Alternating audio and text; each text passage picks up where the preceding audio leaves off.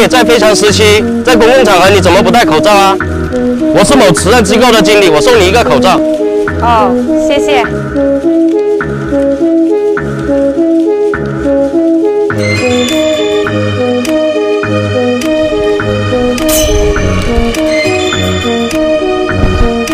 你好，美女，在公共场合戴个口罩呗。我是某慈善机构的经理，我送你一个口罩。谢谢。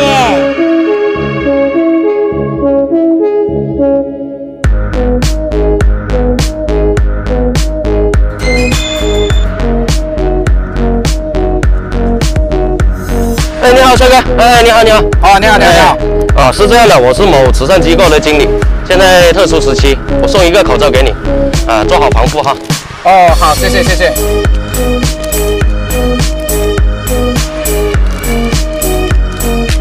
哦，现在天气那么热，来，你辛苦了，喝口水吧。好好，谢谢啊。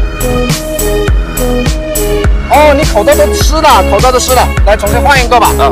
来，重新换一个。不用，来，换一个新的，换一个新的。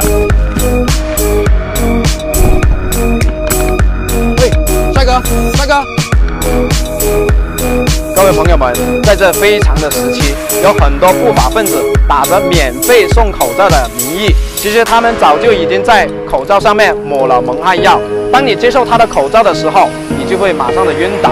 当你晕倒的时候，不法分子就会盗取你的财物。所以在这里呼吁大家，出门的时候提前做好防护措施，让不法分子就